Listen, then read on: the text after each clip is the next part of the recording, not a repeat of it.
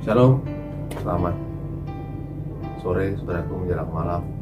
Selamat kita bertemu kembali pada hari ini, ya, pertengahan minggu ini, dan kembali saya akan membawakan sedikit renungan firman Tuhan bagi kita semua, jemaat-jemaat Tuhan, baik dari PDI, Ebenezer Supadio yang ada di Pondok Lestari, dan semua rekan-rekan anak-anak Tuhan yang mungkin melihat channel YouTube ini. Kita boleh kembali dikuatkan dengan firman Tuhan, ya, yang akan kita dengar, saudaraku. Ya, kita masih ada di seputaran Minggu Paskah, dan firman Tuhan juga tidak terlalu jauh daripada kebenaran firman Tuhan tentang Paskah yang baru kita lewati beberapa hari yang lalu. Kita langsung saja kepada pembacaan firman Tuhan dalam 2 Korintus pasalnya yang kelima, ayat yang ke-7. Saya yakin ini ayat yang familiar buat kita semua, ya. 2 Korintus 5 ayat yang ke-7, jadi siapa yang ada dalam Kristus, ia adalah ciptaan baru, yang lama sudah berlalu, sesungguhnya yang baru sudah datang. Ya. Jadi siapa yang ada dalam Kristus, ia adalah ciptaan baru, yang lama sudah berlalu, sesungguhnya yang baru sudah datang. Jadi saudara yang dikasihi oleh Tuhan, dalam Kristus ada natur yang baru, ya. Ada keberadaan yang baru dalam hidup kita. Dalam Kristus, ya, ada sesuatu yang baru, ya, yang mengubahkan diri kita. Jadi status kita adalah status pribadi yang baru di sana. Nah, saudaraku yang dikasihi oleh Tuhan, natur yang baru ini tidak hanya berhenti begitu saja. Ya, iman pengharapan dalam kekristenan itu tidak statis, tapi dinamis. Dia berjalan terus. Jadi iman seseorang tidak tetap. Jadi seseorang dari lahir dia mengenal Tuhan, sampai ia nanti dewasa, sampai ia tua, seharusnya pengenalannya akan Tuhan itu semakin bertumbuh, semakin dalam. Seperti apa yang saya sering gambarkan dalam firman Tuhan yang saya bawa. Kalau seseorang pacaran dengan seseorang yang sudah lama membina rumah tangga, ya, kualitas pengenalan dengan pasangannya pasti berbeda. Nah, natur kehidupan baru kita juga yang seperti ayat ini mengatakan, jadi siapa yang ada dalam Kristus, dia adalah ciptaan baru, ya, natur yang baru. Apa dikatakan, yang lama berlalu, sesungguhnya yang baru sudah datang. Nah, saudaraku dikasihi oleh Tuhan, natur ini harus berkembang. Natur yang baru ini harus progresif, dia makin maju, ya. Roh Kudus tentunya menjadi penolong kita, ya. Dalam menjadi Yohanes pasal yang ke-11 diberikan penolong yang lain. Kalau diterjemahkan dalam bahasa yang lain, dia advokat ataupun pembimbing, ya. Kita sering dengar bahasa itu di dunia hukum, ya, pendamping maksudnya saya, ya. Dia pendamping kita, dia menyertai kita, dia pengasuh kita, dia penuntun kita, ya. Sehingga saudaraku yang dikasihi oleh Tuhan, ya, kita yang mencapai titik natur baru tadi diperbaharui terus menerus. Nah, sekali lagi, seperti tema kita pada hari ini adalah kerelaan, willingness, ya. Seseorang yang mencapai natur baru tadi mau apa tidak, rela apa tidak, dia dibentuk, saudaraku dikasihi oleh Tuhan, ya.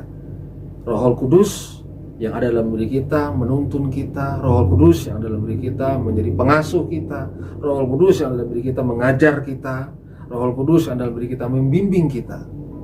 Rela apa tidak kita dibimbing dan diasuh oleh pribadi Roh Kudus itu. Nah, saudaraku dikasihi oleh Tuhan, proses ini berlangsung terus menerus mentransformasi kita. Roma 12 ayat yang kedua, ya, jadi tidak serupa dengan dunia ini, tapi malah memiliki pembaharuan budi kita, ya. Roma 12 ayat yang kedua mengatakan seperti itu, ya. Terus menerus diperbaharui, transformasi, ya, dalam pikiran, jiwa, hati kita. Sehingga ada sebuah ayat yang terkenal dalam Galatia pasalnya yang kedua ayat yang ke-20, begini firman Tuhan, namun aku hidup, tapi bukan lagi aku sendiri yang hidup, melainkan Kristus yang hidup dalam aku. Dan hidupku yang kuhidupi sekarang di dalam daging adalah hidup oleh iman dalam Anak Allah yang telah mengasihi aku dan menyerahkan dirinya untuk aku. Yesus sudah mati buat saya dan saudara. Sekarang diri kita juga harus mati, ya, bagi dunia ini untuk Tuhan. Ya.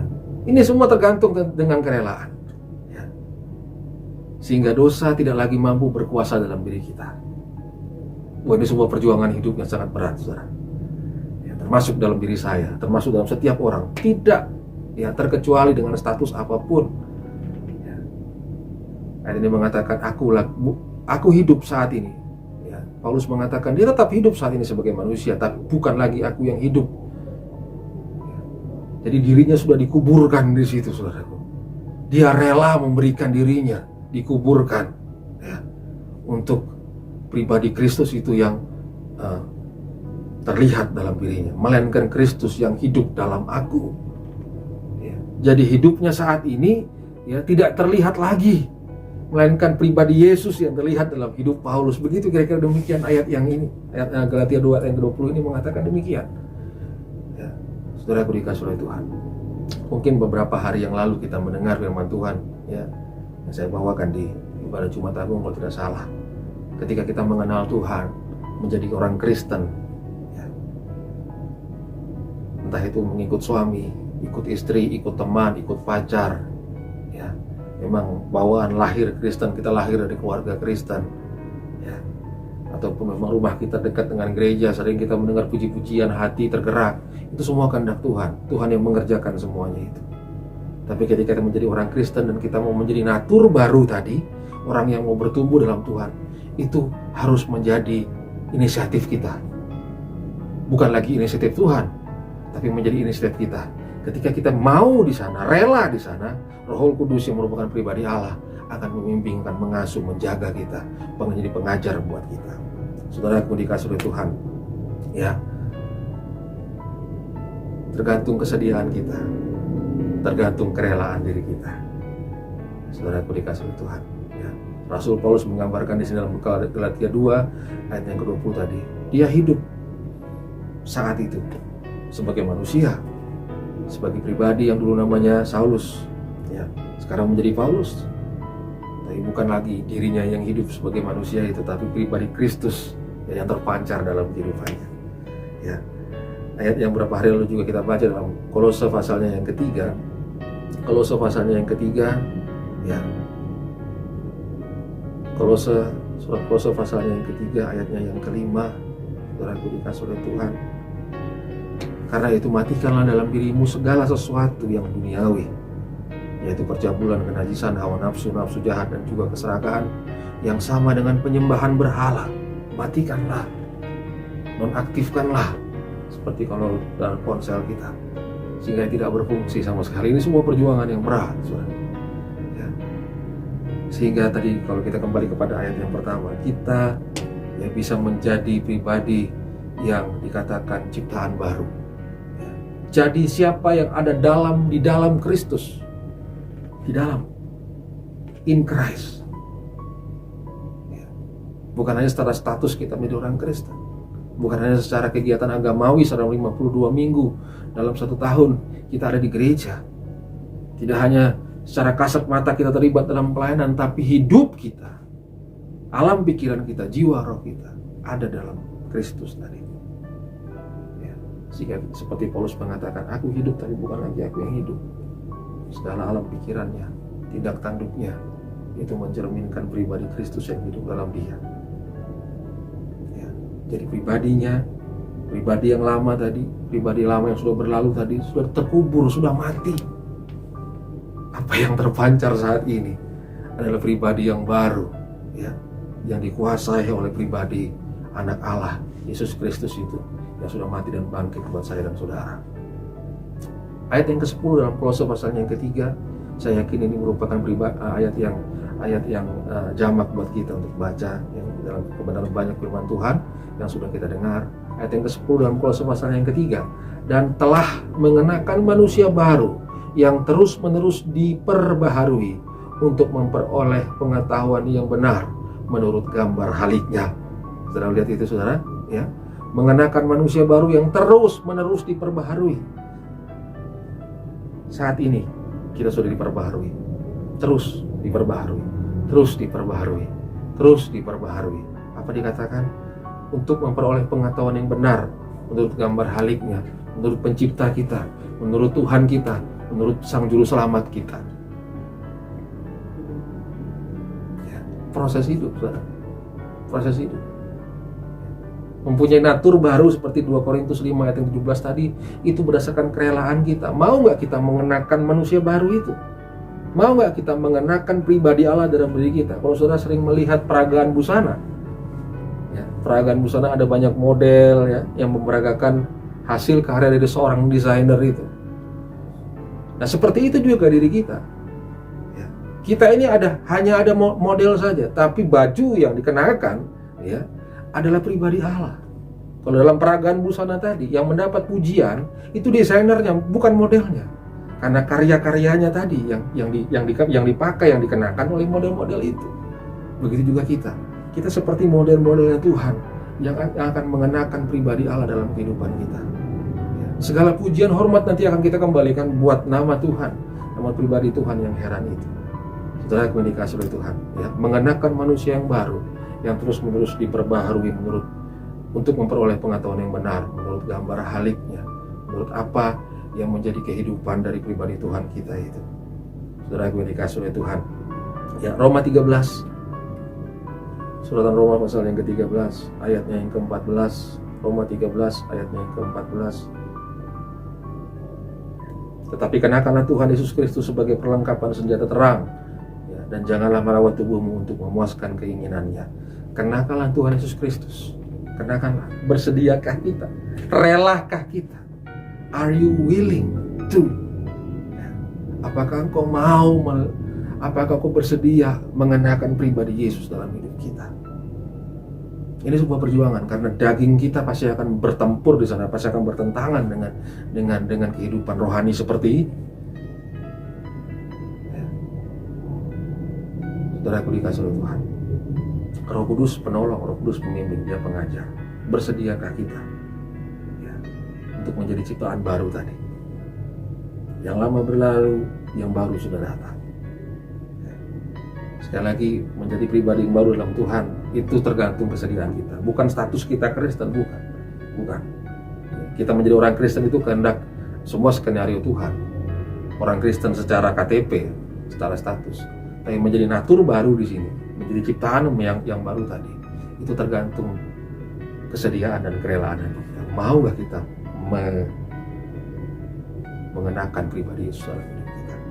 Mau gak kita menjadi alat peraga dari pribadi Yesus itu di muka bumi ini? Saudaraku yang dikasihi oleh Tuhan, ya saudaraku, ya, ayat dalam Roma pasalnya yang ke-6, masih di suratan Roma pasalnya yang ke-6, haleluya, ayat yang pertama. Jika demikian, apakah yang hendak kita katakan? Bolehkah kita bertekun dalam dosa supaya semakin bertambah kasih karunia itu? Ayat yang kedua, sekali-kali tidak. Bukankah kita telah mati bagi dosa? Bagaimanakah kita masih dapat hidup di dalamnya? Atau tidak tahukah kamu bahwa kita semua yang telah dibaptis dalam Kristus telah dibaptis dalam kematiannya? 4. Dengan demikian kita telah dikuburkan bersama-sama dengan Dia oleh baptisan dalam kematian, supaya sama seperti Kristus telah dibangkitkan dari antara orang mati oleh kemuliaan Bapa, demikian juga kita akan hidup dalam hidup yang baru. Kita ciptaan baru tadi. Ada banyak anak Tuhan mengatakan, Pak Pendeta, saya sudah lama lahir baru. Wah, gimana ukurannya? Kalau 3 yang 10 tadi, ya, kita harus menjadi pribadi-pribadi yang terus-menerus diperbaharui, dan harus maju, harus progresif. Iman dan pengharapan kita dalam Tuhan itu progresif, tidak statis, tidak hanya berjalan di tempat. Kita mengenal Tuhan tidak hanya begitu-begitu saja, semakin dalam. Maka kita bisa dikatakan pribadi dengan ciptaan baru, natur yang baru. Yang lama kemarin sudah berlalu, sekarang yang baru ini. Jadi katakan tadi, ya, kita memiliki hidup yang baru karena yang lama sudah mati di sana, sudah dikuburkan di sana. Ini perjuangan hidup, saudaraku.